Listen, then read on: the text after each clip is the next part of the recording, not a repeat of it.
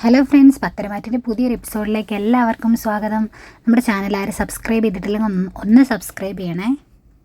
അപ്പോൾ നന്ദുമോളെ ഒരുപാട് ഇഷ്ടമാണ് നയനയ്ക്കും ദേവയാനിക്കും എന്നൊക്കെ നയന പറഞ്ഞു കഴിയുമ്പോഴേക്കും കിരൺ ചോദിക്കുന്നുണ്ട്, എങ്കിൽ ഇതിനകത്ത് തെളിയിക്കാൻ പോണോടാ, നിങ്ങളുടെ കൂടെ അവളങ്ങ് വളർന്നോളൂ വേലേ എന്ന് ചോദിക്കുമ്പോൾ ആദർശ് പറയുന്നുണ്ട്, അങ്ങനെയല്ലടാ, ഈ കാര്യം തെളിയിക്കണം. അനഘ ആരാണ് ചതിച്ചതെന്നും എന്നിട്ട് ആ പഴി മൊത്തം എൻ്റെ തലയിൽ എന്തിനാണ് അവൻ കൊണ്ടിട്ടത് എന്ന് അറിയണ്ടേ, അതറിഞ്ഞാലേ എനിക്കൊരു സമാധാനം ആവുള്ളൂ എന്ന് പറയുമ്പോൾ നയനയും പറയുന്നുണ്ട്, അതാരാണെന്ന് കണ്ടുപിടിക്കണം കിരണേട്ട എന്ന്. അങ്ങനെ ഒരു തീരുമാനം എടുത്തിട്ടാണ് അവർ അവിടുന്ന് പിരിയുന്നത്. ഏതായാലും അതിനുശേഷം ആദർശും നയനും കൂടെ വീട്ടിലോട്ട് വരുന്നു. പിന്നെ ആദർശിന് ഇത്തിരി ആശ്വാസമായി കേട്ടോ, കാരണം കാര്യങ്ങളെല്ലാം നയനയോട് തുറന്നു പറഞ്ഞല്ലോ. അവർ കയറി വരുമ്പോൾ അവിടെ ഇരുന്ന് ചന്തുമോൾ കളിക്കുന്ന കാണുന്നുണ്ട്. നയന അടുത്ത് പോയി മോളോട് സംസാരിക്കുകയൊക്കെ ചെയ്യുമ്പോൾ മോൾ ഇങ്ങനെ പേടിച്ച് നോക്കുകയാണ് ആദർശിൻ്റെ മുഖത്തേക്ക്. അന്നേരം നയന പറയും, മോള് പേടിക്കൊന്നും വേണ്ട, പുറമേ കാണുന്ന ഈ ഗൗരവം മാത്രമേ ഉള്ളൂ, ആളൊരു പാവമാട്ടോ എന്ന് പറയും. എന്നിട്ട് മോളെ ഒന്ന് എടുക്കുക ആദർശേട്ടാ എന്ന് പറയുമ്പോൾ അത് എടുക്കാനുള്ള പ്രായമൊക്കെ കഴിഞ്ഞു, കുറച്ച് കഴിയുമ്പോൾ കെട്ടിക്കാറാകും, അതുകൊണ്ട് എന്നെക്കൊണ്ട് അങ്ങ് എടുക്കാൻ പറ്റില്ല എന്ന ദേഷ്യത്തോടെ പറയുകയാണ്. ആദർശന് ആ കാര്യങ്ങളൊക്കെ ഓർക്കുമ്പോൾ ദേഷ്യം തന്നെയാണ് ഇപ്പോഴും. അന്നത്തേക്കാണ് അങ്ങോട്ടേക്ക് അബി വരുന്നത്. അന്നേരം അബി, എന്തിനായിട്ടാ മോളെ ഇങ്ങനെ പേടിപ്പിക്കുന്നേ, മോളെ ഒന്ന് എടുക്കുകയോ കളിപ്പിക്കുകയോ ഒക്കെ ഒന്ന് ചെയ്യാൻ മേലേ എന്ന് ചോദിക്കുമ്പോഴേക്കും, ഓ അങ്ങനെയൊക്കെ ചെയ്യണമെങ്കിൽ നീ അങ്ങ് എടുത്ത് തോളത്ത് വെച്ചോ എന്ന് പറഞ്ഞിട്ട് ദേഷ്യപ്പെട്ട ആദർശ് അകത്തേക്ക് പോകും. പോയി അബി മോളോട് ചോദിക്കുകയാണ്, അബിയുടെ കൂടെ പുറത്തേക്ക് പോകുന്നുണ്ടോ നീ എന്ന്. അന്നേരം മോള് പോകുന്നുണ്ടോ പറ എന്ന് നയനയും പറയും. അന്നേരം ഇങ്ങനെയൊന്നും മിണ്ടാതെ ഇരുന്ന് നോക്കി നിൽക്കുകയാണ്. അന്നേരം അബി പറയുന്നുണ്ട്, മോൾ ഇതൊന്നും കണ്ട് പേടിക്കണ്ട, മോൾക്ക് പുറത്ത് പോയിട്ട് വരുമ്പോൾ കളിപ്പാട്ടമൊക്കെ മേടിച്ചുകൊണ്ട് വരാം കേട്ടോ ഞാൻ എന്ന് പറഞ്ഞിട്ട് അങ്ങ് പോവുകയാണ്. അന്നേരം അബിയുടെ ആ പറച്ചിലും പോക്കും ഒക്കെ കാണുമ്പോൾ നയന മനസ്സിൽ ഓർക്കുന്നുണ്ട്, ഇവൻ്റെ പോക്കിൽ എന്തോ പന്തേടുണ്ടല്ലോ, ഇവനാണോ ഇനി ശരിക്കും പ്രതിയെന്ന്. ഏതായാലും അബി അങ്ങ് പോകുമ്പോഴേക്കും മോളെ പിടിച്ച് അടുത്തിരുത്തിയിട്ട് ചോദിക്കുവാണ് നയന, മോളെ വീട്ടിൽ അമ്മയുടെ കൂടെയുള്ള സമയത്ത് അമ്മ ആദർശെന്നോ അബിയെന്നോ അങ്ങനെ എന്തെങ്കിലും പേര് പറയാറുണ്ടോ എന്ന് ചോദിക്കുമ്പോൾ ഇല്ല എന്ന് പറയും. അങ്ങനെ വേറെ ആരുടെയെങ്കിലും പേര് പറഞ്ഞ് മോൾ കേട്ടിട്ടുണ്ടോ എന്ന് ചോദിക്കുമ്പോൾ ഇല്ല എന്നാണ് പറയുന്നത്. അന്നേരത്തേനും എന്നെ ചോദിച്ചാൽ ഇല്ല ഇല്ല എന്നാണ് പറയുന്നത്, കള്ളിപ്പെണ്ണെ എന്നിങ്ങനെ ചോദിച്ചിട്ട് നയന കൊച്ചിനെ ഇങ്ങനെ കളിപ്പിച്ചുകൊണ്ടിരിക്കുകയാണ്. അന്നേരത്തേക്ക് ഇത് അബി കേൾക്കുന്നുണ്ട് കേട്ടോ. എന്നിട്ട് എന്തൊക്കെയോ തീരുമാനിച്ച് പോലെ പുറത്തേക്ക് പോകുന്നുണ്ട്. ഏതായാലും അവിടുന്ന് പോരുന്ന ആദർശ് നയനെ ഇങ്ങനെ മുത്തശ്ശനെ അടുത്തോട്ട് ചെല്ലുകയാണ്. എന്നിട്ട് മുത്തശ്ശനോട് പറയും, ആദർശ് മുത്തശ്ശ, ഇപ്പോൾ എൻ്റെ ടെൻഷനൊക്കെ മാറി, ഞാൻ എല്ലാ കാര്യങ്ങളും നയനയോട് തുറന്നു പറഞ്ഞു എന്ന് പറയും. അന്നേരം നയന മുത്തശ്ശനോട് ചോദിക്കുന്നുണ്ട്, മുത്തശ്ശൻ ഒരു തെറ്റ് ചെയ്തു എന്ന് ആരെങ്കിലും പറഞ്ഞിട്ടുണ്ടെങ്കിൽ മുത്തശ്ശി വിശ്വസിക്കില്ലല്ലോ, അതുപോലെ തന്നെയാണ് ഞാൻ, ഈ കാര്യങ്ങളെല്ലാം നിങ്ങൾക്ക് ആദ്യമേ എന്നോട് തുറന്നു പറയായിരുന്നു, നിങ്ങൾ പറഞ്ഞില്ല, അതിൻ്റെ ഒരു പരിഭവം എനിക്കുണ്ട് എന്ന് പറയും. അന്നേരം മുത്തശ്ശൻ പറയുന്നുണ്ട്, ഇതൊരു പെൺകുട്ടിയും സഹിക്കുന്ന ഒരു കാര്യമല്ല, ഇത് കേട്ട് കഴിയുമ്പോൾ മോൾ എങ്ങനെ എടുക്കുമെന്ന് എനിക്ക് സംശയമുണ്ടായിരുന്നു, അതുകൊണ്ടാണ് പറയാതിരുന്നത് എന്ന് പറയും. അന്നേരം നയന പറയുന്നുണ്ട്, എനിക്ക് എൻ്റെ ആദർശന് എന്നെ പൂർണ്ണമായിട്ട് വിശ്വാസമാണ് എന്ന്. അന്നേരം മുത്തശ്ശൻ പറയുന്നുണ്ട്, മോൾ നല്ല രീതിയിൽ പക്വതയുള്ളൊരു പെൺകുട്ടി ചിന്തിക്കുന്ന പോലെ തന്നെയാണ് ചിന്തിച്ചത്, അതുകൊണ്ടാണ് ഈ കുടുംബത്തിൻ്റെ താക്കോല് ഞാൻ മോളുടെ കയ്യിലേക്ക് തന്നത് എന്നാൽ മുത്തശ്ശൻ ഇങ്ങനെ പറയും കേട്ടോ. അന്നേരം ആദർശ് പറയുന്നുണ്ട്, എനിക്ക് ആകെ ടെൻഷനും വിഷമവും ഒക്കെ ആയിരുന്നു, ഇപ്പോൾ അതിന് ചെറിയൊരു ആശ്വാസം കിട്ടിയിട്ടുണ്ട്. അതിന് കാരണം ഈ പ്രശ്നങ്ങളൊക്കെ തന്നെയാണ്. കാരണം ഇതുപോലൊരു ആരോപണം വന്നു കഴിഞ്ഞാൽ ഒരു ആണും സഹിക്കുകയില്ല എന്നിങ്ങനെ പറയും.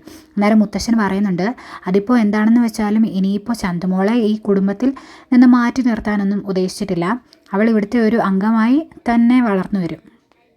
അതുകൊണ്ട് ഇനി ഇതിലെ സത്യാവസ്ഥ തെളിഞ്ഞാലും അവളെ ആരും വെറുക്കരുതെന്ന് പറയുമ്പോൾ നയന പറയുന്നുണ്ട്, എന്തൊക്കെ സംഭവിച്ചാലും ഞാൻ ആ മോളെ വിട്ടുകളയുകയില്ല, കാരണം അവളെ എനിക്ക് ഒരുപാട് ഇഷ്ടമാണ് എന്ന് പറഞ്ഞിട്ട് നയന അങ്ങോട്ട് പോവാട്ടോ. പോയി കഴിയുമ്പോഴേക്കും മുത്തശ്ശൻ ആദർശനോട് പറയുന്നുണ്ട്, ഇങ്ങനെ ഒരു ഭാര്യയെ കിട്ടിയ നീ ഭാഗ്യവാനാണ്, കാരണം ഇന്നത്തെ കാലത്ത് ഇങ്ങനെയുള്ള കാര്യങ്ങളൊക്കെ ഭാര്യ ചെയ്യുമെന്ന സ്വപ്നത്തിൽ മാത്രമേ ഭാര്യമാരുണ്ടോ എന്ന സ്വപ്നത്തിൽ മാത്രമേ ചിന്തിക്കാൻ പറ്റുള്ളൂ, യഥാർത്ഥത്തിൽ നടക്കാൻ സാധ്യത കുറവാണ് എന്ന് പറയുമ്പോൾ ആദർശ് പറയുന്നുണ്ട്, അതിന് നന്ദി സ്നേഹം എനിക്ക് അവളോട് എന്നും ഉണ്ടാവുമെന്ന്. ഇത്രയും പറഞ്ഞിട്ട് ആദർശം അങ്ങോട്ട് പോകുന്നു. പിന്നെ കാണിക്കുന്നത് ആദർശം നയനെ ഇങ്ങനെ അനിയൻ്റെ അടുത്തോട്ട് ചെല്ലുന്നതായിട്ടാണ് കേട്ടോ. അനി എന്തോ കവിതയൊക്കെ എഴുതിക്കൊണ്ടിരിക്കുക. അന്നേരം എന്താടാ എഴുതുന്നത്, ഇപ്പോൾ നിന്നെ വിരഹവേദന ആയതുകൊണ്ട് ഒരുപാട് എഴുതാനുള്ള ഉണ്ടല്ലോ അല്ലേ എന്നൊക്കെ ഇങ്ങനെ പറയുമ്പോഴേക്കും ദേഷ്യം വരികയാണ് അനിക്ക്. അന്നേരം അനി ചോദിക്കും, ഇപ്പോൾ ഏട്ടനും ഏട്ടത്തിക്ക് എന്താ വേണ്ടേ എന്ന് ഇത്തിരി ദേഷ്യത്തോടെ ചോദിക്കും. അതെന്താടാ നീ ഇങ്ങനെ ദേഷ്യപ്പെടുന്നത് എന്ന് ചോദിക്കുമ്പോൾ ഒന്നുമില്ല എന്ന് പറയും. അന്നേരം ആദർശ് കയ്യിലിരുന്നൊരു കവർ അനിക്ക് കൊടുക്കുക. എന്നിട്ട് പറയും, അതൊരു വാച്ചാണ്, നിനക്കൊരു ഗിഫ്റ്റ് മേടിച്ചതാ എന്ന് പറയുമ്പോൾ അതിന് എൻ്റെ പിറന്നാളൊന്നും അല്ലല്ലോ, പിന്നെ എന്തിനാണ് ഗിഫ്റ്റ് മേടിച്ചതെന്ന് ചോദിക്കും. അതിന് ആദർശ് പറയുന്നുണ്ട്, നിന്നെ ഞാൻ ഒരുപാട് വിഷമിപ്പിച്ചില്ലേ, അതിനുവേണ്ടിയാണ്, അതിനൊരു പരിഹാരമായിട്ടാണ് എന്ന് പറയുമ്പോൾ അനി പറയുന്നുണ്ട്, അങ്ങനെ പരിഹരിക്കാനാണെങ്കിൽ ഞാൻ എൻ്റെ കുറച്ച് സങ്കടങ്ങൾ ആദർശിനോട് പറയാമായിരുന്നു, അത് പരിഹരിച്ച് തരുമല്ലോ എന്നിങ്ങനെ ചോദിക്കുകയാണ്. അന്നേരം ആദർശ് അതിനെപ്പറ്റി ഒന്നും മിണ്ടുന്നില്ല. അതിന് പകരം ആദർശ് പിന്നീട് ചോദിക്കുകയാണ്, നീ ഇപ്പോഴും നന്ദുവിനെ മനസ്സിൽ കൊണ്ട് നടക്കുവാണോ? അവൾ ട്രെയിനിങ് ക്യാമ്പിലേക്ക് പോയി, അതിനുശേഷവും നീ അവളെ ശല്യം ചെയ്യാറുണ്ടോ എന്നൊക്കെ ചോദിക്കുമ്പോഴേക്കും ഇങ്ങനെ അനി തിരിച്ച് ചോദിക്കും, അതെന്തിനാ ചേട്ടൻ അറിയുന്നത് എന്നിങ്ങനെ ചോദിക്കും. അന്നേരത്തേന് നയന പറയുന്നുണ്ട്, ഇതാണ് കുഴപ്പം, അനിയനോടും നന്ദുവിനോടും ഞാൻ കാര്യങ്ങളെല്ലാം പറഞ്ഞു കൊടുത്തിട്ടുള്ളതാണ്, അവൾ എല്ലാ കാര്യങ്ങളും എന്നോട് സത്യമേ പറയാറുള്ളൂ, പക്ഷെ അനിയുടെ കാര്യത്തിൽ മാത്രം ആ ഒരു സത്യം പറയുന്ന രീതി അവൾക്കില്ല എന്നിങ്ങനെ പറയുക. അന്നേരം അനി പറയുന്നുണ്ട്, അങ്ങനെ അവളെ മാത്രം എന്തിനാ കുറ്റം പറയുന്നത്, ഞാൻ ഏട്ടനെക്കുറിച്ച് ഫോട്ടോസും വീഡിയോസും ഒക്കെ കാണിച്ചതാണ് അനാമികയുടെ, എന്നിട്ട് ഏട്ടൻ ഒരു തീരുമാനം എടുത്തോ, ഏട്ടത്തി അത് കണ്ടായിരുന്നോ എന്നൊക്കെ ചോദിക്കും. നേരെ ആദർശ് അതൊക്കെ അവിടെ നിൽക്കട്ടെ, നീ ആ കൈയും കാണിച്ചേ എന്ന് പറഞ്ഞ് കയ്യിൽ വാച്ച് കെട്ടി കൊടുക്കും. എന്നിട്ട് നല്ല സൂപ്പറാണ്, ഇത് നിനക്ക് ചേരുമെന്നൊക്കെ പറഞ്ഞിട്ട് അങ്ങ് പോവാട്ടോ. നേരത്തേനും പുറകെ നയനയും പോകാൻ തുടങ്ങും. നേരത്തെ അനി തടഞ്ഞു നിർത്തും. എന്നിട്ട് ഏട്ടത്തിയുടെ ആ വീഡിയോസും ഫോട്ടോസും ഏട്ടൻ കാണിച്ചായിരുന്നു എന്ന് ചോദിക്കുക. അന്നേരം എനിക്ക് അതൊന്നും കാണണ്ട, ഏതായാലും എന്ത് പ്രശ്നമാണെന്ന് പറഞ്ഞാലും നിങ്ങൾ ഒരുമിച്ച് ജീവിക്കാൻ നോക്കണം എന്ന് പറയുമ്പോൾ ആ വീഡിയോസ് കണ്ടിട്ട് ഏട്ടത്തി ഇങ്ങനെ പറയുമോ എന്ന് എനിക്കറിയണം എന്ന് പറഞ്ഞിട്ട് നിർബന്ധിച്ച് ആ വീഡിയോ കാണിക്കുക കേട്ടോ. അന്നേരം നയനയുടെ മുഖം അങ്ങ് മങ്ങിപ്പോകുന്നുണ്ട്, പക്ഷേ അനിയുടെ മുന്നിൽ അത് കാണിക്കാതിരിക്കാൻ ശ്രമിക്കുന്നുണ്ട്. അന്നേരം അനി ചോദിക്കും, ഇത് കണ്ടിട്ട് ഏട്ടത്തിക്ക് എന്താ തോന്നുന്നത്, ഇനി ഞാൻ ഇവളുടെ കൂടെ ജീവിക്കണോ എന്ന് ചോദിക്കുമ്പോൾ നയന പറയുന്നുണ്ട്, അതിനെപ്പറ്റി ഒന്നും എനിക്കറിയത്തില്ല, പക്ഷേ ഒരു കാര്യം ഞാൻ പറഞ്ഞേക്കാം, ഒരിക്കലും അനി നന്ദുവിൻ്റെ കൂടെ ജീവിക്കരുത് എന്ന് തന്നെയാണ് എൻ്റെ ആഗ്രഹം. കാരണം ഞങ്ങൾ രണ്ടുപേര്, ഞാനും ചേച്ചിയും ഇവിടുത്തെ മരുമകളാണ്, അതിൻ്റെ കൂടെ ഇനി നന്ദുവും കൂടി ഇവിടെ ഇങ്ങോട്ട് വന്നിട്ടുണ്ടെങ്കിൽ ശരിയാവുകയില്ല, അതിന് കുറ്റം കണ്ടുപിടിക്കാൻ ഒരുപാട് പേരുണ്ടാക്കും, പ്രത്യേകിച്ച് അനിയുടെ അമ്മ തന്നെ അതിനെ കുറ്റപ്പെടുത്തുകയും പ്രശ്നം ഉണ്ടാക്കുകയും ചെയ്യും, അതുകൊണ്ട് അതിനെപ്പറ്റി ചിന്തിക്കേണ്ട അനി എന്ന് പറഞ്ഞിട്ട് നയന അങ്ങോട്ട് പോകുമ്പോൾ ആകെ വിഷമമാകുന്നുണ്ട് അനിക്ക്. പിന്നെ കാണിക്കുന്നത് നന്ദുവിൻ്റെ ട്രെയിനിങ് ക്യാമ്പാണ്. അവിടെ ട്രെയിനർ ഇങ്ങനെ നന്ദുവിനെ നന്നായിട്ട് വിഷമിപ്പിക്കുന്നുണ്ട്. നന്ദുവിനെ മാത്രം മാറ്റി നിർത്തി പ്രത്യേക എക്സസൈസും കാര്യങ്ങളൊക്കെ കൊടുക്കുവാണ്. എല്ലാവരും 100 എണ്ണം വെച്ച് ചെയ്യാനാണ് പറയുന്നത്, പുഷപ്പും വേറെ എക്സസൈസും കാര്യങ്ങളും ഒക്കെ.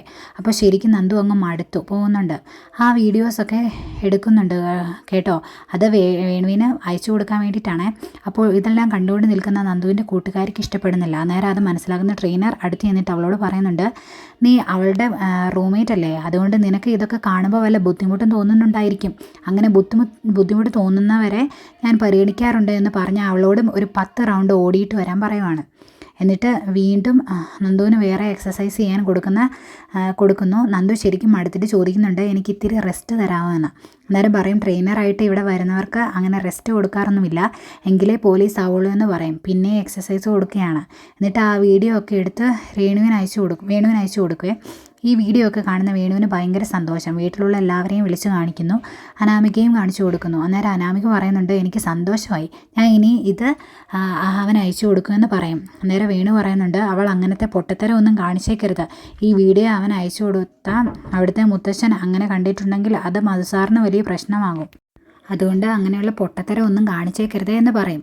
അന്നേരം രേവതിയാണെങ്കിൽ പറയുന്നുണ്ട്, അവളുടെ സ്വഭാവത്തിന് ഇങ്ങനെയൊക്കെ അവളെ കഷ്ടപ്പെടുത്തിയിട്ടുണ്ടെങ്കിൽ അവൾ അടി കൊടുക്കേണ്ടതാണല്ലോ എന്ന് പറയും. അന്നേരം അനാമിക പറയും, അങ്ങനെ എന്തെങ്കിലും അവൾ ചെയ്യുകയായിരുന്നെങ്കിൽ നല്ലതായിരുന്നു എന്ന് പറയുമ്പോൾ അവൾ അങ്ങനെയൊന്നും ചെയ്യില്ല, കാരണം അങ്ങനെ എന്തെങ്കിലും സംഭവിച്ചിട്ടുണ്ടെങ്കിൽ അവളുടെ ചീട്ട് കീറുമെന്ന് അവൾക്ക് നന്നായിട്ട് അറിയാം.